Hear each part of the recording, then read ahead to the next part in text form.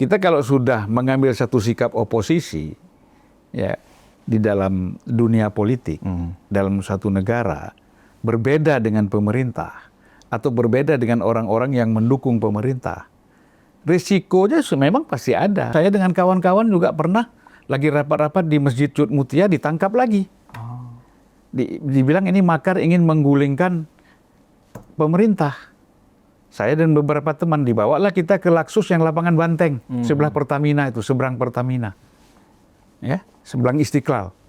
Biasa aja kita tengah malam ditendang, dimatiin lampu. Apakah sudah pasti pemerintah yang melakukan itu? Kalau dikaitkan dengan undang-undang TNI misalnya, ya, apa sudah pasti ini TNI? Makanya kalau kita sudah serahkan ini kepada polisi, biarlah polisi yang menyelidiki. Pihak Tempo juga harus hati-hati. Kita nggak mau media ini menjadi korban permainan politik dari berbagai kepentingan.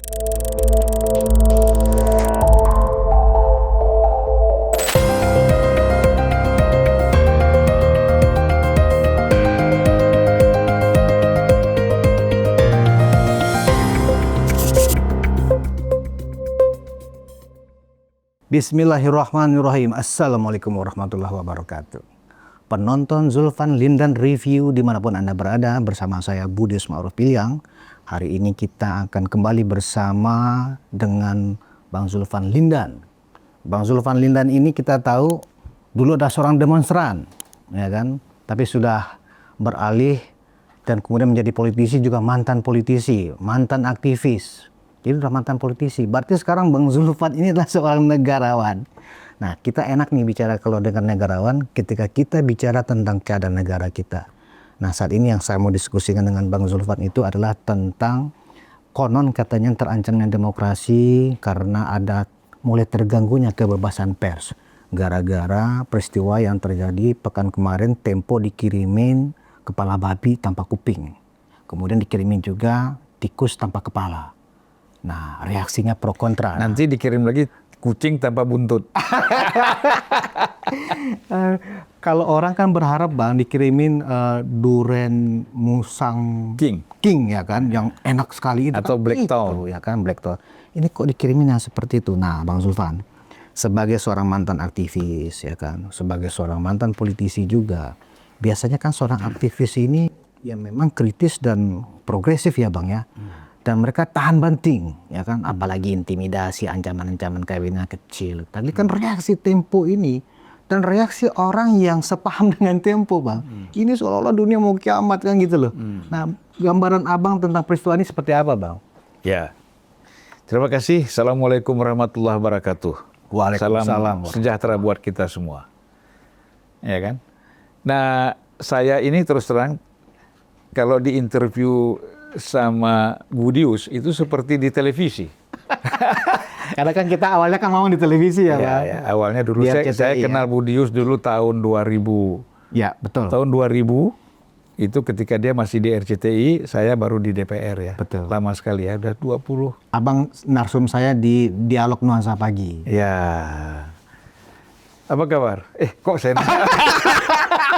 Inilah, kalau sesama host itu kadang-kadang suka lupa ya kan. Lupa, ini ya. siapa yang bertanya, siapa yang menjawab. Sekarang saya hostnya Bang. Ya, Narsum oke. saya. Ya, jadi begini. Kalau kita lihat peristiwa adanya kepala babi ataupun tikus tanpa kepala yang dikirim ke Tempo, itu hal biasa. Ya.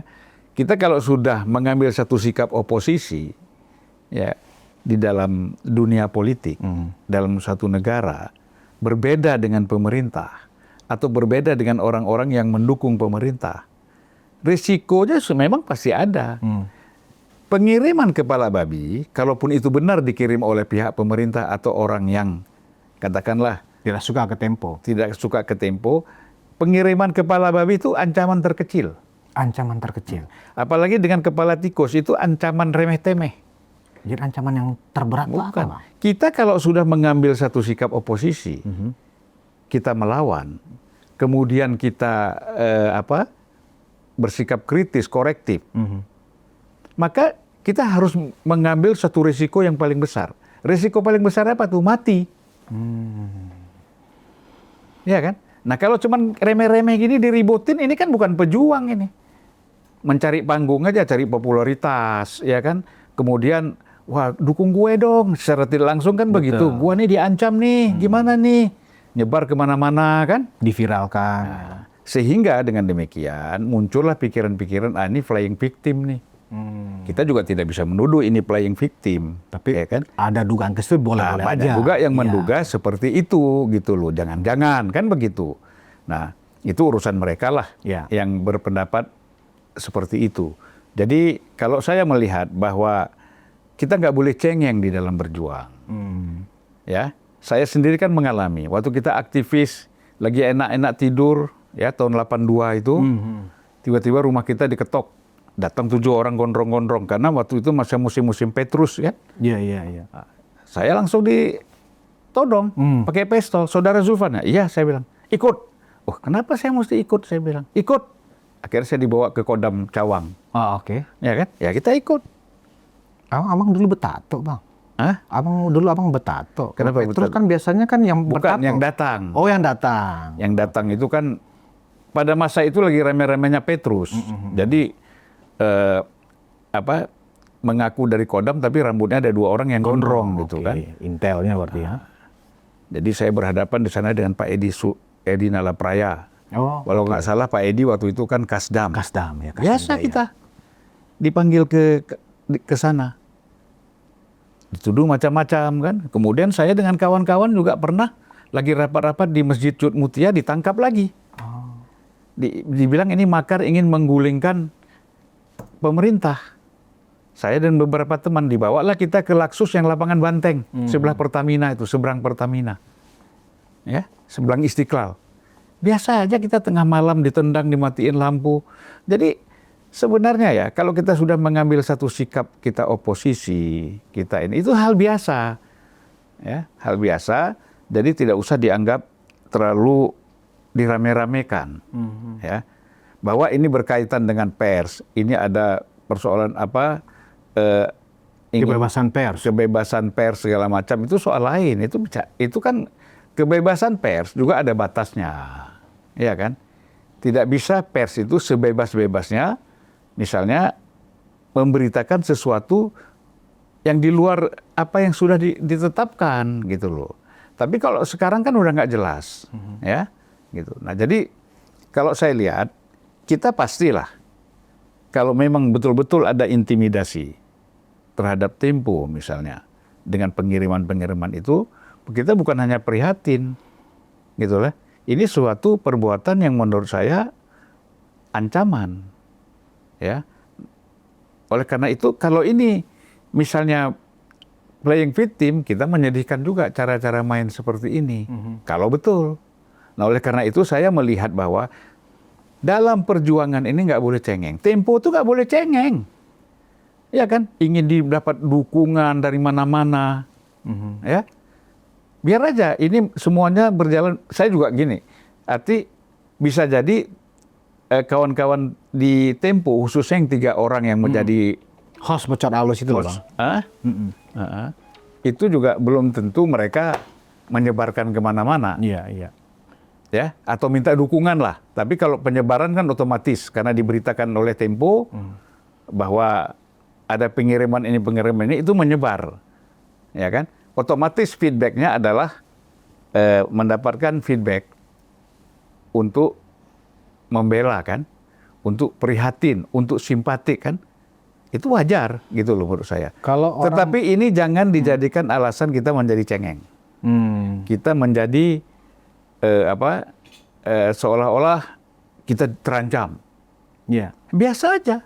Jadi frame yang dibangun Tempo dan kalau nggak salah juga sudah dapat dukungan dari Dewan Pers, Bang. Jadi frame yang dibangun oleh Tempo dan juga Dewan Pers adalah bahwa ini adalah sebuah tindakan nyata dari intimidasi terhadap kebebasan berpendapat. Karena Tempo selama ini memang ditenggarai memang kritis kepada pemerintah. Gitu loh, Bang. Ya, tapi kan begini, apakah sudah pasti pemerintah yang melakukan itu? Kalau dikaitkan dengan undang-undang TNI misalnya, ya, apa sudah pasti ini TNI? Makanya kalau kita sudah serahkan ini kepada polisi, biarlah polisi yang menyelidiki. Dewan Pers kan nggak punya kemampuan juga untuk menyelidiki siapa yang melakukan ini. Kan Tempo sudah menyerahkan minta kepada Polri untuk melakukan penyidikan. Nah, kita tunggu hasil penyidikannya. Jadi jangan ada lagi pendapat-pendapat atau opini-opini yang di luar itu. Ya. Nah, jadi intimidasi, siapa yang melakukan intimidasi? Bisa saja lawan politik yang tidak suka sama Tempo. Ya kan, belum tentu pemerintah. Gitu loh. Nah, ini harus dipahaminya secara luas. Jangan setiap ada seperti ini pemerintah. Bisa jadi memang ada orang yang tidak suka sama pemerintah, ingin mengadu domba Tempo sama pemerintah. Ada peluang untuk itu, gitu loh. Momennya dicari kapan? Oh, ini ada undang-undang TNI, ini pas nih. Jadi seolah-olah nanti yang melakukan ini TNI, ya kan? Padahal nggak ada hubungannya. Jadi pesan jangan cengeng itu abang alamatkan ke siapa bang? Apakah ke Tempo atau ke orang-orang yang langsung bereaksi seolah-olah ini sudah cara-cara Orde Baru nih, penzoliman nih, cara-cara untuk membungkam pers gitu lah bang. Kalau saya lihat, pertama kan yang dianggap terancam itu Tempo, ya kan? Nah, tentu Tempo tidak boleh cengeng. Hadapi aja situasi ini. Kalau memang ini dari siapapun, hadapi aja, ya kan? Gitu. Nah, dan biar saja Tempo ini berjalan seperti yang ada. Artinya biasa aja, normal aja, gitu loh. Nggak usah merasa terancam, ya kan? Gitu. Nggak usah juga merasa takut. Karena nggak tahu kita siapa yang melakukan pengiriman barang ini. Nggak usah juga merasa ini akan supaya mengurangi daya kritisnya seolah-olah ini bagian dari untuk segera dibungkam. Nggak usah juga merasa seperti itu ya bang. Nggak usah juga. Nah, orang-orang yang mendukung juga jangan sekedar hanya bisa memanas-manasi aja. Ngompor-ngomporin aja, provokatif juga kan. Iya. Nah, jadi ya di sinilah pihak Tempo juga harus hati-hati. Kita nggak mau media ini menjadi korban permainan politik dari berbagai kepentingan, gitu loh. Ya kan, belum tentu orang yang mendukung ini betul mendukung serius, ya kan? Nah, jangan-jangan ini provokatif aja, supaya makin konflik, makin ini akhirnya kan media seperti Tempo ini rugi gitu loh. Jadi menurut Bang Zulfan, hari-hari ini dengan apa yang terjadi itu tidak bisa dipukul rata bahwa memang media seolah-olah pemerintahnya sudah ingin membuat media ini lebih soft gitu, nggak ada kaitan ke sana ya? Ada lah. Bagaimana sekarang udah bebas. Sudah tidak bisa lagi pemerintah melakukan tekanan-tekanan kepada media. Masa zaman sekarang ada pemerintah yang masih mau main-main seperti itu? Nggak bisa, iya kan? Ini kan sudah zaman teknologi yang luar biasa dalam dunia digital kita. Jadi kalau masih kita khawatir, apa yang kita khawatirkan? Nggak ada kok. Makanya saya katakan tadi, jalan terus. Kalau merasa benar, merasa ini memang perlu, dan merasa bahwa ada hal-hal yang memang perlu dilakukan kritik terhadap pemerintah, lakukan aja. Kenapa mesti takut? Seperti saya katakan tadi, kita kalau sudah ngambil posisi, ya kan, berseberangan dengan pemerintah atau dengan siapapun, dengan aparat pemerintah, konsekuensinya bukan hanya sekedar kepala babi, saya bilang tadi kan, konsekuensinya bukan sekedar tikus atau kucing, ya. Nanti dikirim lagi gajah tanpa belalai atau belalai gajah dikirim tanpa gajahnya, kan gitu, ya. Itu hal biasa. Karena kita harus ini resiko yang kita tertinggi yang kita ambil yang paling akhir adalah kita mati. Apakah para oposisi itu sudah sampai di level ini? Kan kalau nggak gitu, kalau nggak gitu nggak usah jadi oposisi, tidur aja di rumah. Jadi oposisi, jadi pengkritik, ya.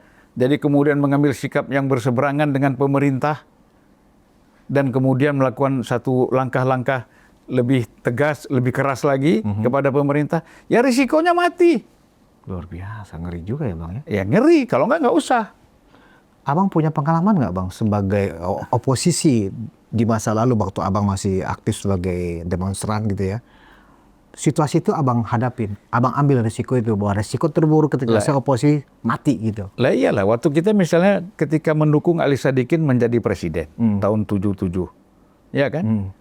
Di mana Soeharto paling kuat-kuatnya waktu itu. Saya dan beberapa teman ditangkap, ya kan? Kemudian dimatiin lampu, ditendang, kita nggak tahu siapa yang tendang, lampu mati. Tahu-tahu patung gitu. Kayak biasa. Terus kita besoknya nggak berhenti juga, bergerak lagi, demo lagi. Biasa. Gitu, Bang? Ya nggak usah lah, kita kan udah tahu resikonya mati. Kalau sekedar tabok-tabokan, tendang-tendangan, biasalah itu kan.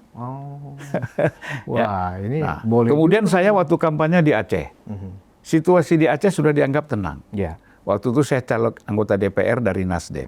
Lalu saya naik gunung.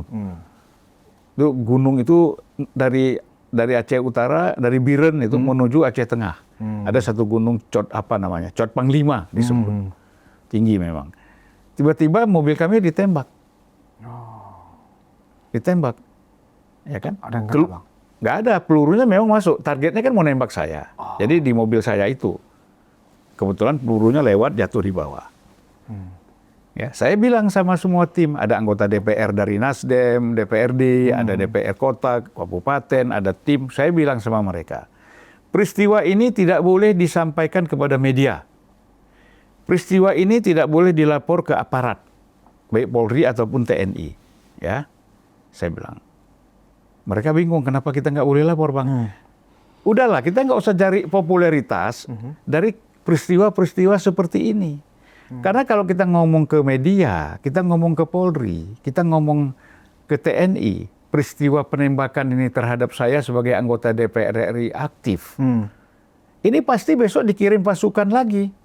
Yang korban kan nanti rakyat. Yang nembak belum tentu orang di sekitar gunung itu, bisa jadi pendatang, tetapi yang jadi korban kan rakyat di sekitar. Makanya diam aja, tidak ada pemberitaan. Terus saya pulang ke Jakarta. Saya ceritakan peristiwa ini sama Pak Surya Paloh. Pak Surya bilang, udah kamu ngomong di Metro, umumkan, ada gini-gini. Jangan, Bang, saya bilang.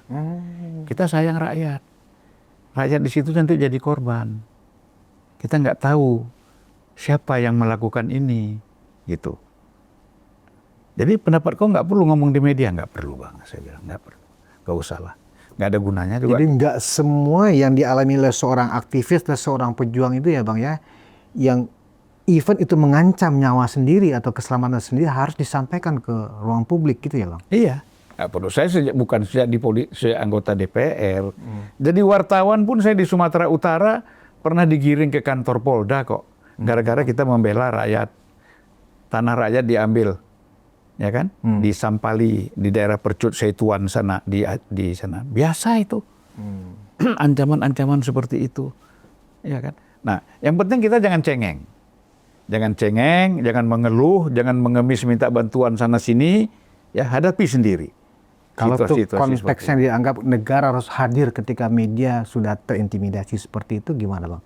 Konteksnya negara harus hadir. Ya makanya kan negara mau hadir harus diselidiki dulu. Ini Polri kan belum dapat siapa. Kalau negara sudah pastilah, ya kan? Katakanlah pemerintah sudah pasti. Dan secara pribadi saya yakin Prabowo pasti nggak suka cara-cara seperti ini. Ini kan seolah-olah wah ini rezimnya Prabowo nih, ya kan? Melakukan ini dikaitkan kemana-mana. Saya secara pribadi sangat tidak yakin bahwa hal-hal seperti itu dilakukan oleh Prabowo atau perintah Prabowo atau ada kolaborasi dengan Prabowo. Nggak ada. Kalaupun ada nih jalan sendiri, siapa? Kita nggak tahu. Ya kan? Seperti saya katakan tadi, ada pihak yang tidak senang sama pemerintah ini, pihak tidak senang sama TNI, melakukan ini supaya, wah ini masyarakat mempunyai nilai negatif terhadap pemerintah Prabowo dan TNI misalnya. Karena momennya pas. Padahal Tempo kan bocor alus Tempo itu kan sudah lama sekali. Kan tidak pernah ada. Kenapa momennya diambil pas undang-undang TNI? Iya. Dan kalau nggak salah undang-undang itu pun sudah disahkan barangkali, menjelang disahkan. Kamis kemarin, Bang. Iya kan? Nah, jadi menurut saya semuanya harus hati-hati lah. Kita tunggu kalau memang sudah dilapor ke Polri, kita tunggu hasil penyelidikan Polri itu apa. Dan Polri juga jangan lama-lama lah. Kan punya alat yang begitu lengkap untuk melakukan penyidikan siapa yang melakukan ini supaya jelas. Gitu loh. Jangan orang semua kalang kabut. Ya kan nggak menentu kayak Jadi kebakaran gorengan baru, Bang. kayak kebakaran jenggot padahal nggak punya jenggot. Bang, terakhir nih, Bang. Abang tadi mengatakan negara hadir dan Abang juga mengatakan tadi ini belum tentu juga Prabowo setuju, bahkan Prabowo tidak suka dengan cara-cara seperti ini. Cuman masalahnya tempo hari itu kalau nggak salah reaksi dari kepala komunikasi kantor komunikasi presiden Hasan Nasbi yang kemudian itu juga jadi viral, Bang. Bahkan tuh dianggap sangat tidak punya empati kepada media. Iya. Masak saja kan begitu, Bang. Gimana pendapat Abang? Begini, kita kan kenal Hasan. Ya kawan kita lah ya. Kawan kita. Ya kan sering kita undang ke sini. Ini dia maksudnya bercanda. Kan dia suka bercanda seperti ini kalau di podcast di mana-mana ngomong kan. Ya, enteng kan? Masa aja. Dia lupa kalau dia udah pejabat negara. Nah, di situ salahnya.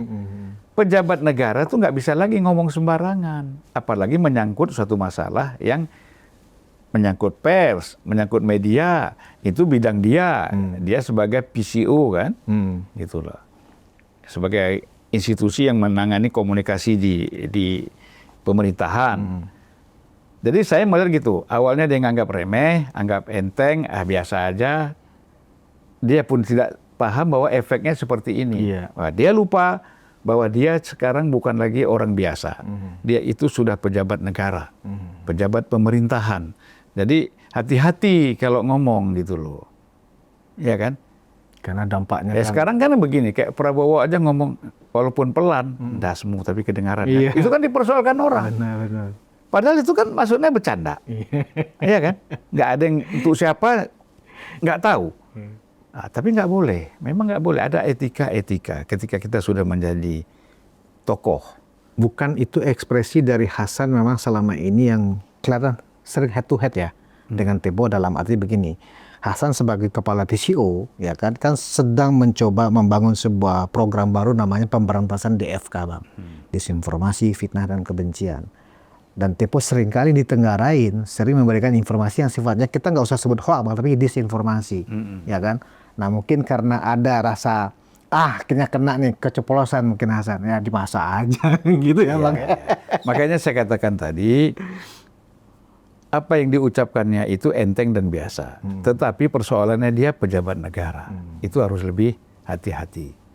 Kan gini, seorang pejabat, seorang tokoh, seorang negarawan, itu kan ngomongnya itu kan harus bijak, ya kan? Atau orang bilang ya ngono sing ojo ngono. Itu kan orang Aceh tuh kalau ngomong kan salah-salah soal bahasa Jawanya. Gitu. Jadi itu maksudnya itu ya benar, tapi jangan begitulah, gitulah. Gitu ya gitu, tapi jangan gitu dong kan gitu ya, Bang.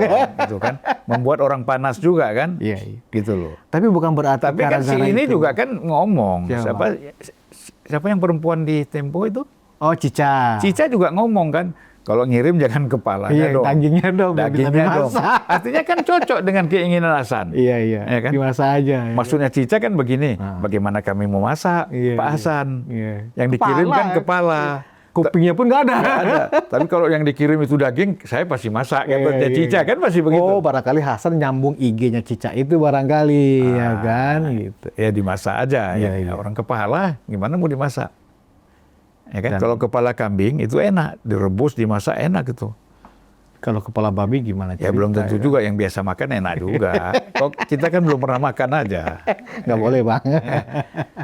Nah, bukan berarti juga gara-gara itu kemudian dianggap tuh celah untuk nembak Hasan. Sekarang kan lagi kenceng, Bang, tekanan supaya meminta Presiden Prabowo untuk mengganti Hasan dan seterusnya. Ini kan juga kadang-kadang netizen juga kadang memanfaatkan situasi juga, Bang, hanya gara-gara slip down anggap begitu, kemudian langsung ganti, pecat. Wah, kacau juga kalau setiap salah ngomong pecat menteri begitu. Begini, saya kira Pak Prabowo pun dengan ucapan Hasan tuh ketawa. Geli dia. Kok bisa Hasan ini jawabnya seperti itu kan? Dia tahu itu bercanda, tapi kan orang yang sedang mengalami satu masalah itu nganggap ini bukan main-main, bukan bercanda kan gitu. Nah, kembali lagi paling Pak Prabowo panggil, ya lain kali jangan ngomong gitulah. Ya kan? Kamu ini kan udah pejabat negara. pasti dimaafkan lah, ya kan? Gitu. Bukan berarti. Mungkin kalau diganti bukan masalah Bukan karena itu ya Bang bukan ya. masalah itu, memang ada kebutuhan lain, Iya, itu lain iya, soal ya kan. Ya jangan sampai lah Bang. Asal diganti, dia belum setahun juga Bang. Ya, Kita kalau masih gantung kalau tunggu. posisinya lebih bagus kan nggak apa-apa. Oh, amin, kita doakan Bang ya. Baik Bang, masih ada yang mau disampaikan Bang? Saya kira udah cukup ya. Jadi kita ini jangan seperti terus terang saja, jangan kalang kabut. Jangan dipolitisasi. Ya, orang-orang yang sebenarnya nggak simpatik juga sama Tempo, nggak simpatik sama pemerintah, mempolitisir ini menjadi besar ya supaya suasana menjadi keruh. Ya buat Tempo ya biasalah. Tempo bilang aja kalau itu pihak yang nggak suka sama kami tunggu deh kalau ada 100 kepala babi lagi dikirim, ya kan, ribuan badan tikus lagi dikirim, apalagi yang mau dikirim nggak apa-apa biasa aja itu. Nah, itu yang kita harapkan. Kalau dari sisi saya sedikit Bang. Lu kok host kok ada sedikit-sedikit? Iya, ini kan kita diskusi Bang. Kalau kan katanya begini, Tempo ini kan salah satunya kan dibiayai oleh media yang dibiayai oleh Soros kan begitu dengan Median Development Investment Fund-nya Soros ya kan.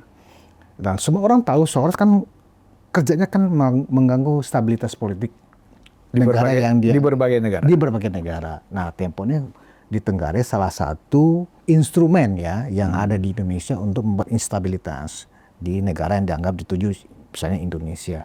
Nah, dengan dimunculkannya isu kita konteksnya mungkin playing victim Bang ya, kepala babi ini jangan-jangan memang yang kirim mereka. Kan memang gaduh nih Bang, kan gaduh nih sekarang ya kan. Bahkan herannya saya ada yang mengkaitkan ini ancaman demokrasi gitu loh. Yang herannya saya yang ngomong pun Noel gitu loh Bang. Ya kan? Loh, saya bingung loh, Noel kok belajar demokrasinya di mana gitu loh. Aktivis ini adalah ancaman demokrasi. Seolah-olah apa hubungannya pengiriman itu dengan ancaman atau demokrasi. Noel mungkin mau diganti dari Wamen barangkali.